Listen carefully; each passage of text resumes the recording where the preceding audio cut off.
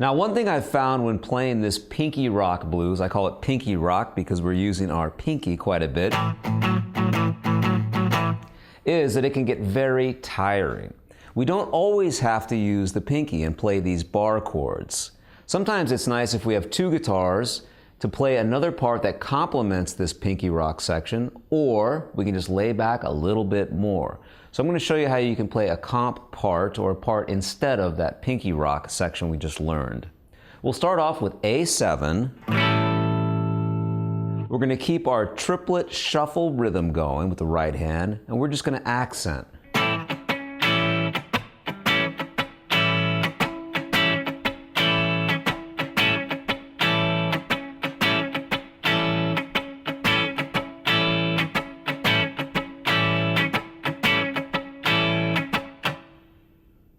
So what I'm doing here is I'm playing the A7 chord. My right hand continues with that triplet rhythm. Chugga, chugga, chugga, that shuffle that we've discussed so much already. And I'm going to bounce a little bit with the chord, so the chord doesn't sustain for very long, but rather I'm going to lift up slightly with the left hand in order to stop the chord. See how I just lift up with the left hand there? And if we put those two elements together, the right hand continuing that shuffle rhythm and the left hand kind of bouncing off the chord, sounds something like this.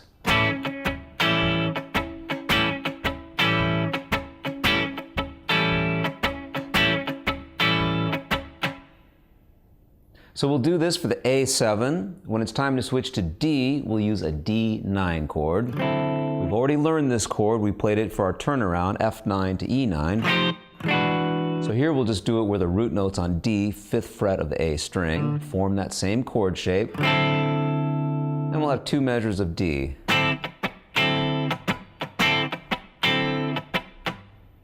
Back to 2 measures of A7.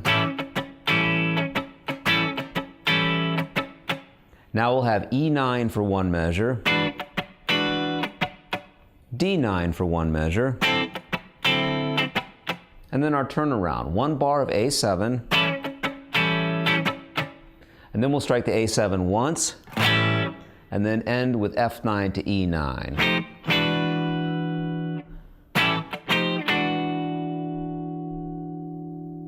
And let's try this rhythm pattern with the backing track. So let it roll. Here we go.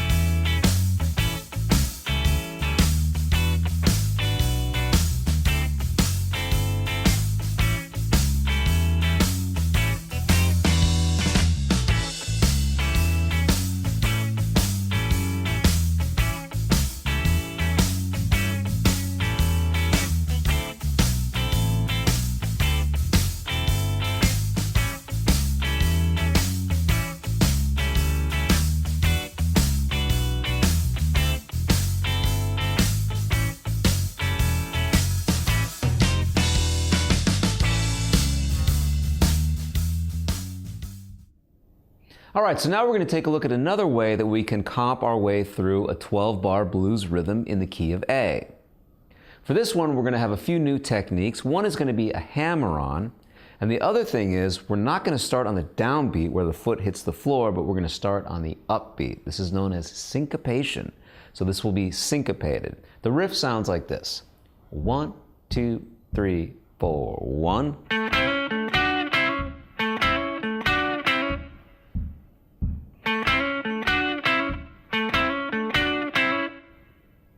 So I'm going to start on the note A, 7th fret of the D string.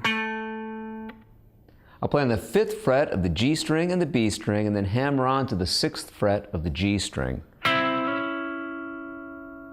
So we've done this so far.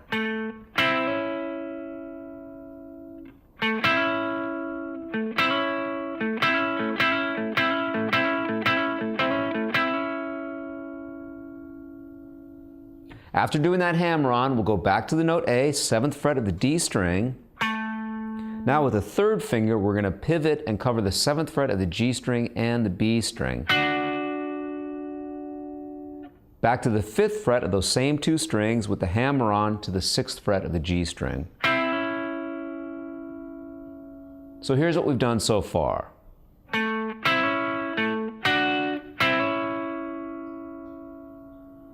And if I count you in where we start on the and, it sounds like this. 1, 2, 3, 4, 1. And now we're going to repeat it. And if we put all of that together, it sounds like this. 1, 2, 3, 4, 1.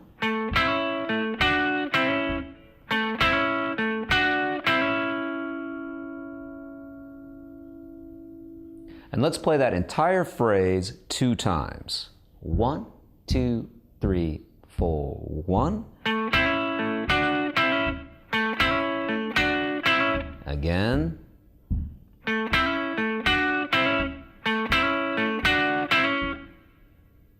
At this point, we're going to switch over to the D chord, and for this, we're simply going to move up the guitar. So we're playing in 5th position now. That works great when we're playing around A.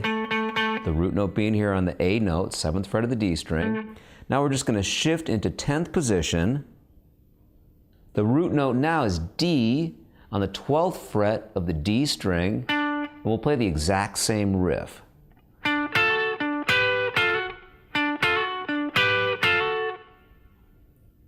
And now we'll go back down to A, back to where we started.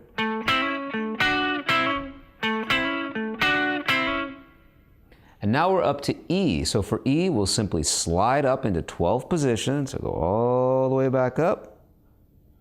We'll play the riff 1 time in E, starting on the 14th fret of the D string.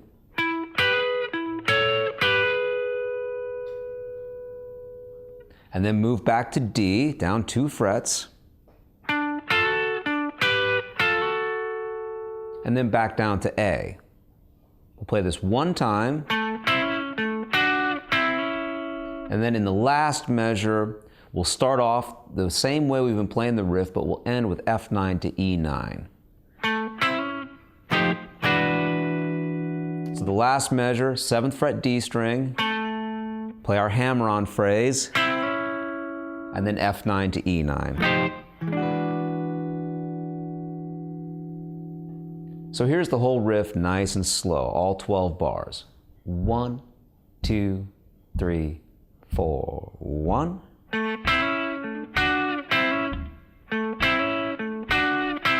And again.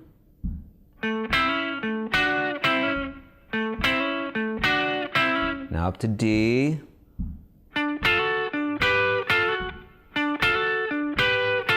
Back to A.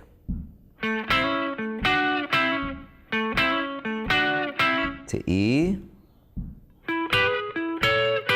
D, last 2 bars.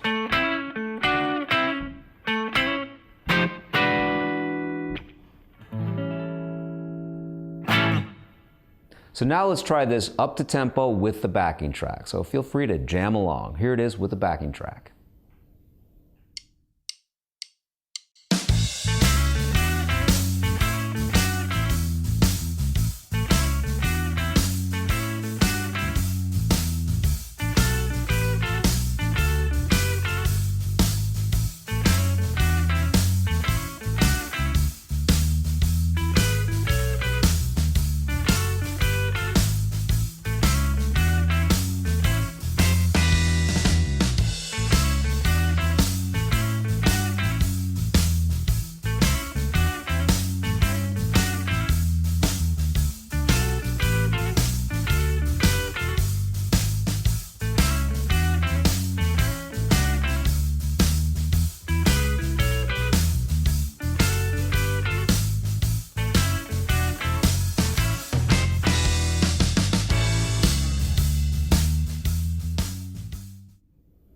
All right, now we're going to negotiate our way through another 12 bar, this time employing a new technique known as slides.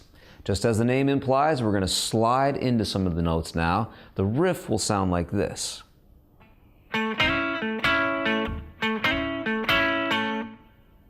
Similar rhythm to what we just played earlier, but here we're going to start with the note A on the 7th fret of the D string, and then I'm going to slide into the 6th fret of the G string along with the 5th fret of the B string. As a good rule of thumb, you might want to start 1 fret below the note that we're trying to get into. But you can slide from other notes. You can slide up into the notes. You can even slide down. A little more common to slide up. So here's what we've done so far. We'll go back to the note A, 7th fret of the D string. Now we'll play 6th fret of the G, 5th fret of the B without sliding into the notes, and back to the A note. And that's pretty much the whole riff. And we'll repeat that. So far we've done this. Once again, this will be syncopated. We'll start on the and or the upbeat of 1. 1, 2, 3, 4, 1.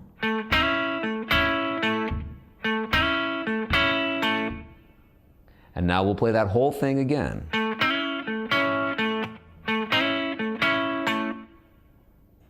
And we'll take this exact same shape, start on the note D now, 12th fret of the D string, and play the riff.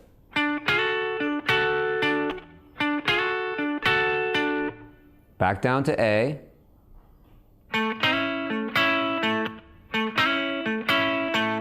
Now we'll move to E. This will be starting on the note E, 14th fret of the D string. Back down to D. Down to A. Last measure. Last measure starts on A. Slide into that riff, 6th fret of the G, 5th fret of the B, and F9 to E9. So here's the last 2 measures.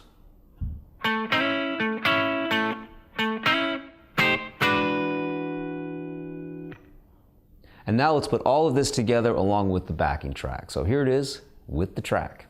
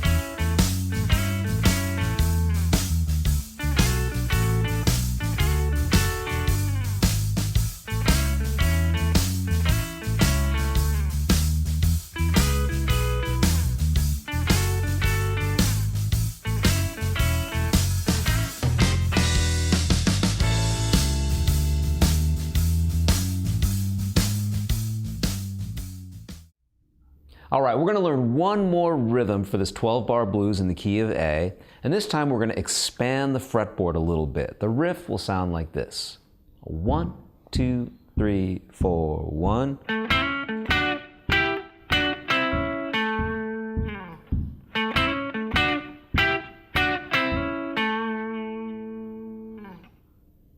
We're also starting on the and of 1, so this is syncopated. We'll start with the note A, 7th fret of the D string. Play the 5th fret of the G string and the B string, and then hammer on to the 6th fret of the G string. Back to A, with the 3rd finger now play on the 7th fret of the G string and the B string. So far we've done this.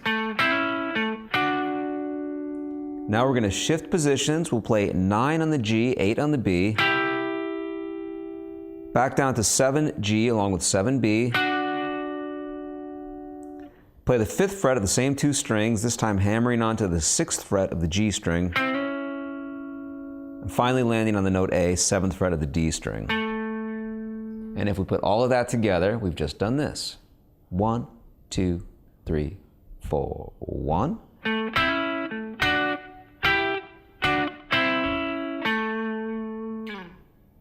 And now let's play it 2 times.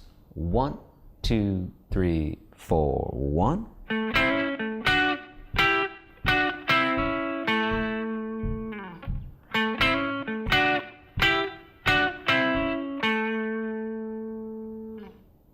And now we'll mirror this exact lick, but we'll move it up to D. So same thing, just start on the 12th fret of the D string.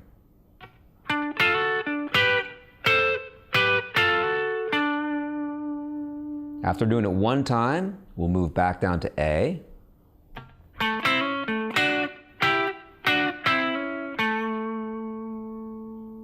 Now we're up to the E chord. For E, we'll start on the 14th fret of the D string. And we'll only ascend, so we're going to play half of the lick. We never go back down.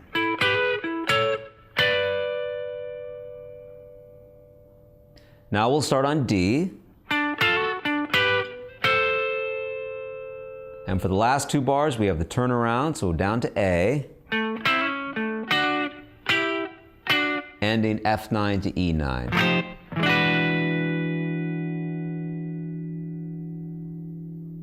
Okay, so when we get to the A, we start off this much of the riff.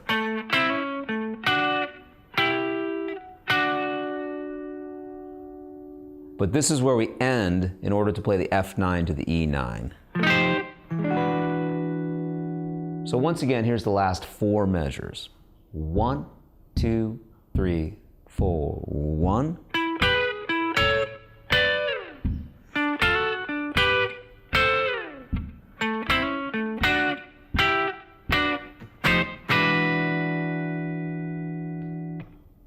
So let's play it together nice and slow. Here we go. 1, 2, 3, 4, 1.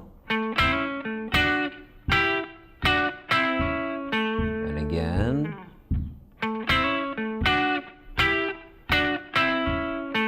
Up to D. Back to A. To E for half. D, A.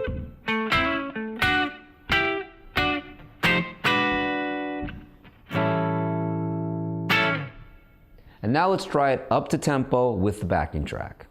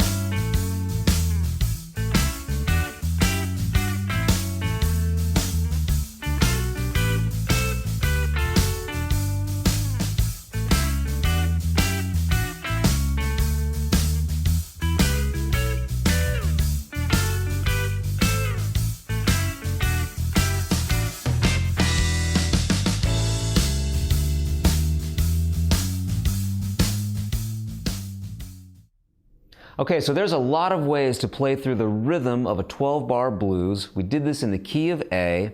We went through how to play this riff with some open chords, with some bar chords, using that pinky rock thing that I was talking about. And we also talked about how we could play some parts that complement this pinky rock thing, or if our hands are getting tired, we can play these other riffs instead of playing the pinky rock thing. If you're doing a few songs and you have this big stretch, that can get really tiring. So you should be familiar with the chord changes of a 12-bar blues. Your ears should help to anticipate when to switch chords as well. You should really be able to feel it by this point. And also, you should be comfortable with that shuffle rhythm. Very important for blues, shuffle rhythm. So if you feel like you're comfortable with all of this stuff, you're ready to move on to the next section where we're going to talk about how to solo over these changes. So I'll see you soon.